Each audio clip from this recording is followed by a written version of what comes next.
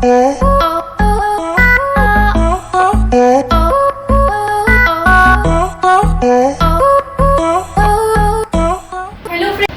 friends, welcome to my channel Learning with Mehak. This is Mehak Sharma. So this is my first video on YouTube. So today we will discuss about reproduction in organisms. This is the first chapter of class 12 CBSE NCERT.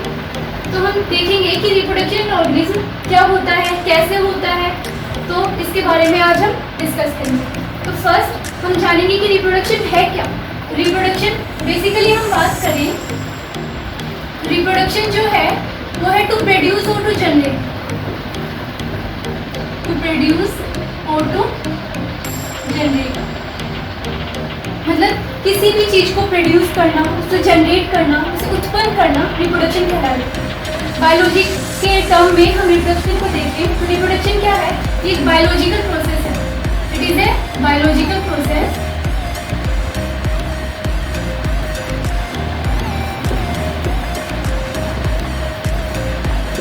It is an ability of an organism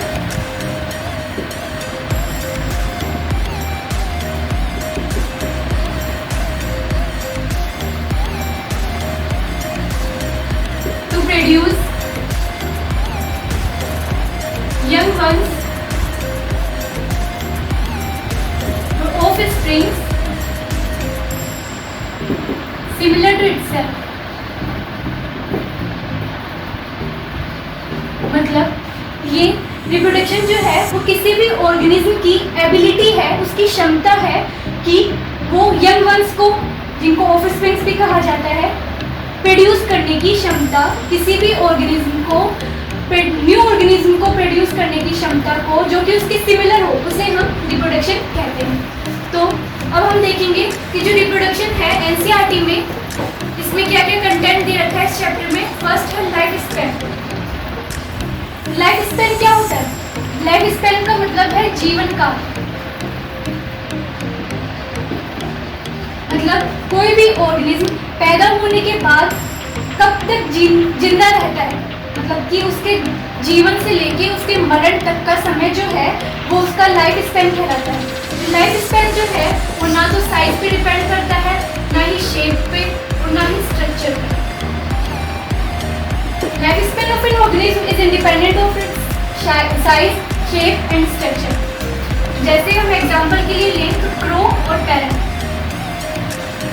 तो देखिए जो crow और parrot है इनका size तो लगभग same है, लेकिन जो क्रो है वो 14 to 15 ईयर्स क्रो का लाइफ स्पैन है, और जो पैरट है इसका लाइफ स्पैन कितना है 140 ईयर्स. तो क्रो का जो लाइफ स्पैन है वो 14 से 15 ईयर्स माना जाता है, और जो पैरट है उसका लाइफ स्पैन 140 ईयर्स माना जाता है. इनका साइज तो सिमिलर है, लेकिन ये केवल 14 से 15 ईयर्स तक ही जिंदा रहता है और ये 140 ईयर्स तक जिंदा रहता है. नेक्स्ट हम देखेंगे जो एनसीईआरटी है उसमें लाइफ स्पैन के बाद जो नेक्स्ट टॉपिक दे रखा है वो है रिप्रोडक्शन. रिप्रोडक्शन हमने पहले जैसे पढ़ी लिया इसकी डेफिनेशन कि ये एबिलिटी होती है किसी भी ऑर्गेनिज्म की उसके यंग वंस और ऑफस्प्रिंग को प्रोड्यूस करना जो कि उसके सिमिलर है. अब रिप्रोडक्शन जो एग्जाम होता है उसमें ये तो है नहीं कि हमें सीबीएसई को हमसे इतनी ज़्यादा मोहब्बत है कि वो जैसा क्वेश्चन हमने सोचा है वो वैसे ही क्वेश्चन दे दें. वो दे दें कि हाँ भाई बताओ बच्चा what is reproduction, what are its two type. वो जो क्वेश्चन है वो थोड़ा घुमा के देखें, तो वो पूछ लेगी कि बताओ why is reproduction essential in organism.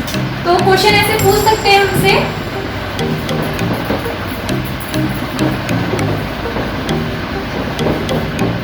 कि why is reproduction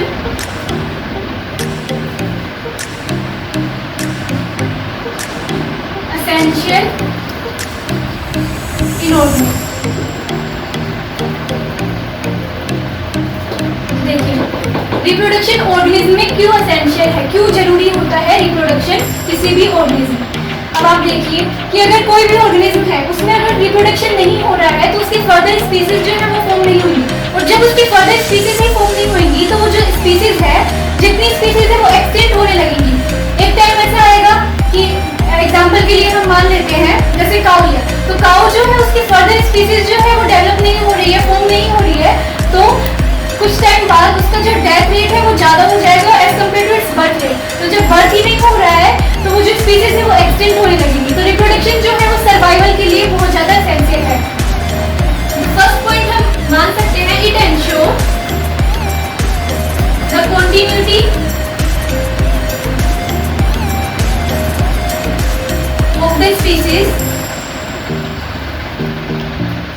generation after generation.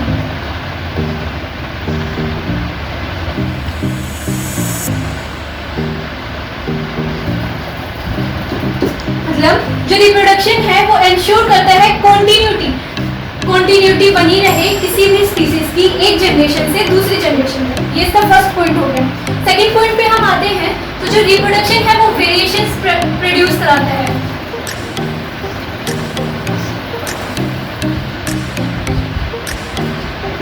It produce variation in organism.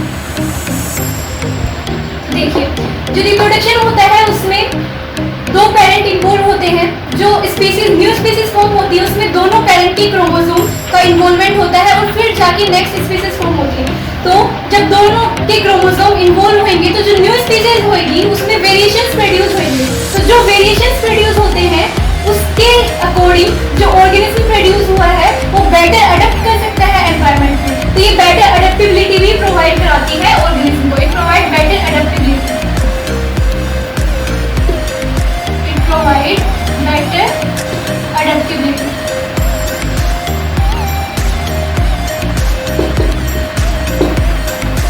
अब नेक्स्ट हम आते हैं, 3 पॉइंट हो गए। फोर्थ पॉइंट क्या है, ये इवोल्यूशन में भी हमारी मदद करती है। इवोल्यूशन 7 चैप्टर एनसीईआरटी का क्लास 12, तो उसमें हम अच्छे से वो डिस्क्राइब करेंगे कि इवोल्यूशन होता क्या है। तो जो रिप्रोडक्शन है वो इवोल्यूशन में भी मदद करता है। It also helps in evolution.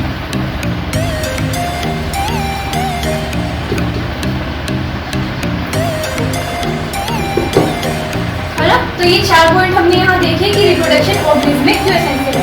एक बार वापस से रिवाइज करा देते हैं कि ये स्पीसीज की कंटिन्यूटी को जनरेशन आफ्टर जनरेशन एंश्योर करता है कि जो स्पीसीज है वो लगातार फॉर्म होती रहे, वो एक्सटिंक्ट ना होए, इसलिए रिप्रोडक्शन एसेंशियल होता है। सेकंड पॉइंट हमने देखा कि ये वेरिएशंस प्रोड्यूस करता है किसी भी ऑर्गेनिज्म में। मतलब कोई भी ऑर्गेनिज्म में अगर वेरिएशंस प्रोड्यूस नहीं होंगी तो वो एनवायरनमेंट के अकॉर्डिंग अडॉप्ट नहीं कर पाएगा अपने आप को।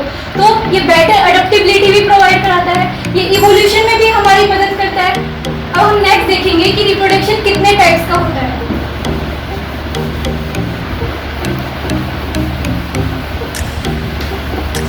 रिप्रोडक्शन कितने टाइप का होता है, तो रिप्रोडक्शन के हम टाइप्स पढ़ेंगे अभी। Types of reproduction.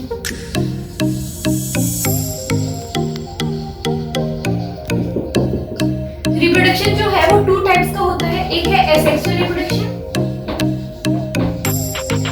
और एक है सेक्सुअल रिप्रोडक्शन।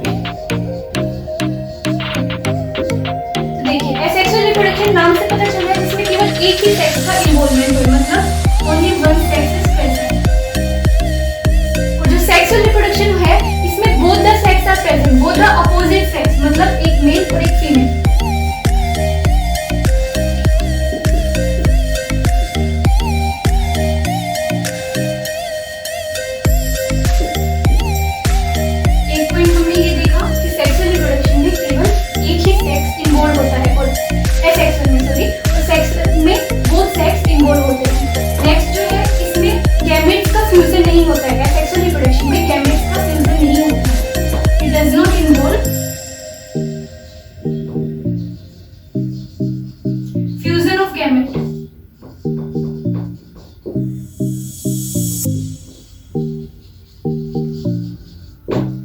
और जो सेक्सुअल रिप्रोडक्शन है इसमें फ्यूजन ऑफ गैमेट्स होता है।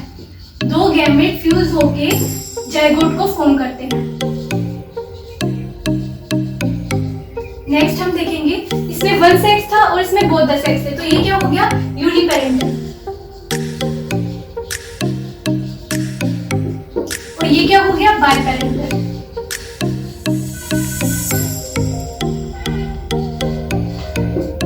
नेक्स्ट जो एसेक्सुअल रिप्रोडक्शन होता है ये एक रैपिड प्रोसेस होता है।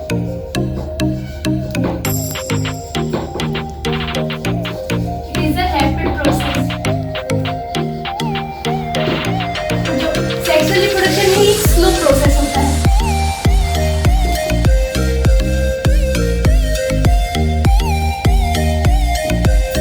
नेक्स्ट एसेक्सुअल रिप्रोडक्शन जो है उसमें केवल और केवल माइटोटिक डिवीजन ही प्रेजेंट होता है।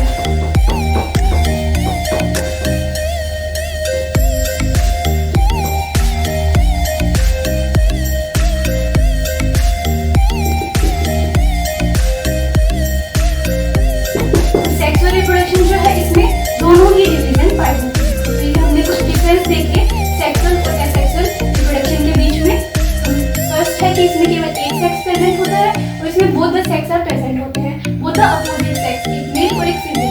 सेकंड हमने देखा कि फ्यूजन ऑफ गैमेट जो है वो इसमें इन्वॉल्व नहीं होता है, लेकिन इसमें जो है वो फ्यूजन ऑफ गैमेट इन्वॉल्व होता है और जो गैमेट से फ्यूज होकर जाइगोट का फॉर्मेशन करते हैं। नेक्स्ट हमने देखा जो एसेक्सुअल रिप्रोडक्शन है वो यूनिपेरेंटल होता है और जो सेक्सुअल रिप्रोडक्शन है वो बायपेरेंटल होता है। ये एक रैपिड प्रोसेस होता है और ये एक स्लो प्रोसेस होता है। ये जो है इसमें ओनली माइटोटिक डिवीजन होता है और इसमें बोथ द डिवीजन। नेक्स्ट हमने देखा जो एसेक्सुअल रिप्रोडक्शन है उसमें जो स्पीसीज प्रोड्यूस हुई वो अपने पेरेंट की आइडेंटिकल कॉपी हुई। तो जो आइडेंटिकल कॉपी होती है उसको हम नाम देते हैं क्लोन। क्लोन मतलब जो species morphologically as well as genetically similar to its parent. Morphologically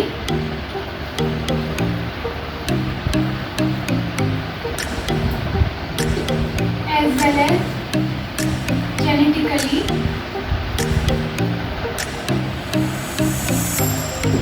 similar to its parent.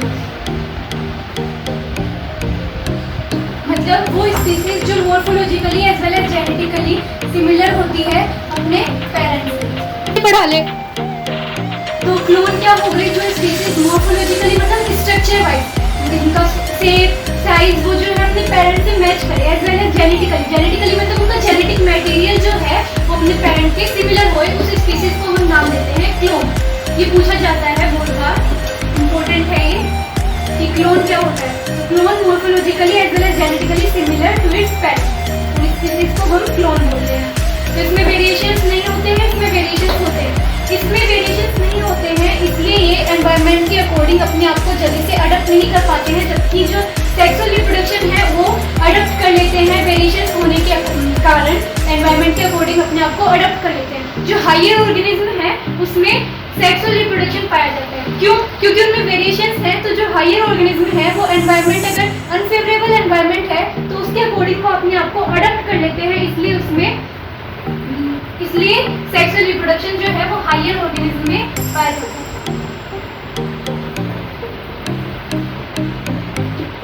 और जो एसेक्सुअल रिप्रोडक्शन है वो यूनिसेलुलर ऑर्गेनिज्म में पाया जाता है। एग्जांपल अमीबा हो गया, यूग्लिना हो गया और पैरामीशियम हो गया, प्लाज्मोडियम हो गया, उसमें एसेक्सुअल रिप्रोडक्शन पाया जाता है। जो प्रोटिस्टा और मोनेरा जो है, ये एक पॉइंट है, प्रोटिस्टा और Monera. Protista Monera kingdom 5 kingdom system जो है जो आर.एच. व्हिटेकर ने दिया है उसका फर्स्ट और सेकंड किंगडम है मोनेरा एंड प्रोटिस्टा। तो मोनेरा तो क्या होते हैं, ये मोनेरा और प्रोटिस्टा में रिप्रोडक्शन का जो टाइप है वो सेल डिवीजन ही एक टाइप होता है रिप्रोडक्शन का। मतलब इनकी जो सेल होती है वही डिवाइड होकर एज अ न्यू इंडिविजुअल अपने आप को ग्रो करती है, इंडिपेंडेंट हो जाती है वो, और यही रिप्रोडक्शन का इन दोनों में एक टाइप होता है। जो प्रोटिस्टा और मोनेरा है उनमें रिप्रोडक्शन का सेल डिवीजन ही एक टाइप होता है ना। तो नेक्स्ट हम देखेंगे एसेक्सुअल रिप्रोडक्शन जो है उसके फर्दर कितने पार्ट में डिवाइड है। नेक्स्ट जो है वो है types of asexual reproduction. Asexual reproduction जो है वो फर्दर कितने टाइप्स में डिवाइड है। तो फर्स्ट है बाइनरी फिजन। बाइनरी फिजन जो है वो फिजन का ही एक टाइप है, फिजन। सेकंड है बडिंग। नेक्स्ट है डीजनरेशन। इसके बाद है फ्रेगमेंटेशन।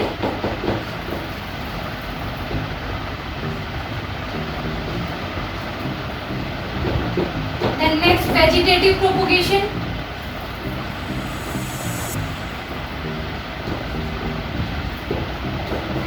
Last spore formation.